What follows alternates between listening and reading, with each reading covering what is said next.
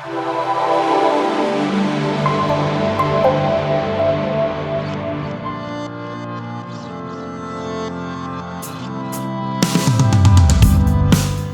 and welcome to Viking University. My name is Darren Bergstrom. I'm the Regional Sales and Service Manager for the Midwest.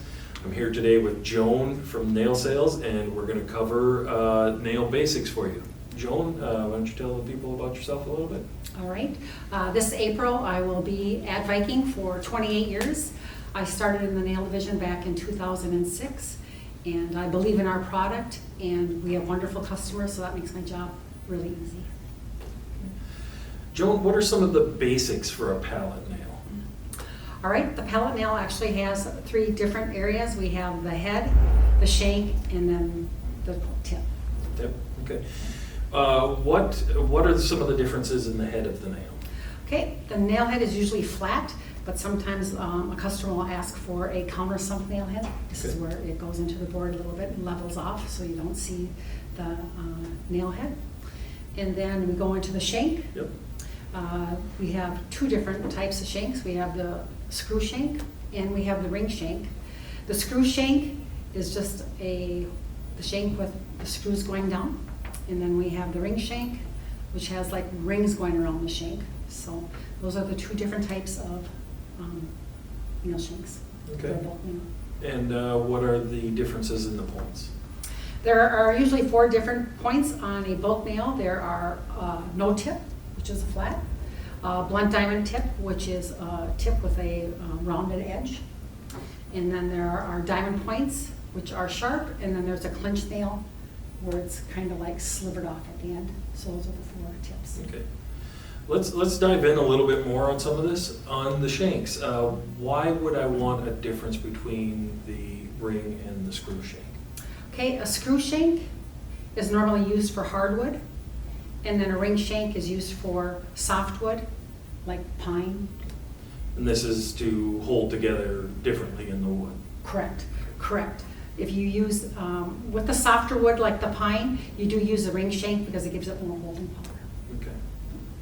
And the points, now that you said there's 4 different points, I can understand the clinch nail wanting to bend over, but why would I choose the difference between a no point and a blunt diamond point? All right, the usual rule of thumb is if you use a no point, it's for a new pallet. Otherwise, you would use the blunt diamond point, and that's used for recycled wood or softwood. And I know I've in the past seen customers have to switch from a blunt diamond to a no point when they've gone to a softer type of wood to prevent a lot of a drier split that can happen when you're running some dried lumber. Mm-hmm. I've noticed also while I'm out in the field that our nails look shiny, I'll put it that way, compared to some of the dull ones. Is there a difference there, or is that just luck of what I'm seeing? Nope, we actually have our nails cleaned before they're put in the box. That gets rid of all the extra debris and metal, so that when you open your 50-pound nail box, or 50-pound box of nails, you see shiny nails. Okay. Much better for the Viking machine, less clogs, less debris. Okay. Now, you said a 50-pound box of nail. Is there different ways that we sell our nails? Yes, we sell them either by warehouse or else a direct container, and we have 8 strategically placed warehouses throughout the United States for you to purchase your nails. And these warehouses also help our direct customers in case their direct container is delayed. Is there a difference? I've seen out in the field collated nails and bulk nails. Is there a difference in between those nails? Yes, there is. The Viking machine uses all bulk nails, and that's probably 90% of our business. We also sell collated nails, and that is where our regular bulk nail is collated. So the pricing on a collated nail is a little bit higher than on a bulk nail, but they are both used and they're both the same strength. And it's just a preference. If you're using a nail gun, you'd use the collated. If you're using a Viking machine, you want to use the bulk.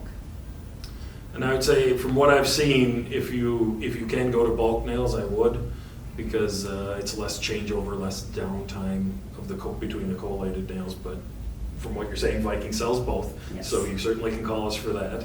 Correct.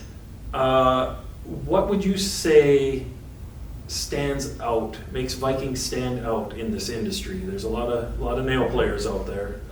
What makes us stand out? I believe our quality of nail. We use carbon content C1042 in our nails.